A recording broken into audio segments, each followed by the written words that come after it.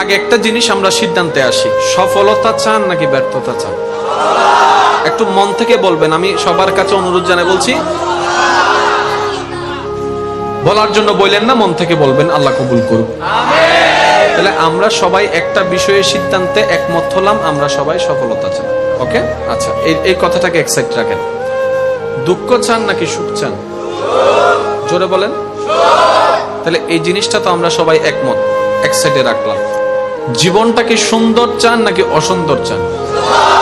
সুন্দর। তাহলে এটাও এক সাইডে রাখলাম। তিনটা প্রশ্নের সবার উত্তর কিন্তু এক হয়েছে, কারো কিন্তু দুইটা হয় না। তার মানে সবার জন্য উত্তর একটাই। এক একজনের জন্য এক একটা সলিউশন নয়, একটা উত্তর, একটা ফর্মুলা, একটা রাস্তা।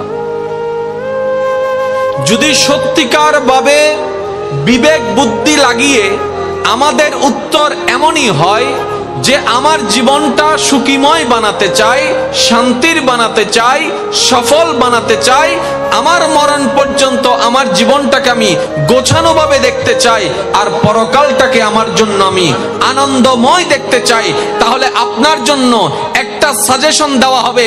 সেই সাজেশনের নাম হচ্ছে চোখ বন্ধ করে মনের ইচ্ছাকে মাটির নিচে দাফন করে নিজের বিবেক বুদ্ধি চিন্তাকে প্রশ্নকে পিছনে ফেলে মোহাব্বতকে সাথে নিয়ে ইসলামকে মানা শুরু করেন। আজকে থেকে আপনার জন্য সব হয়ে যাবে।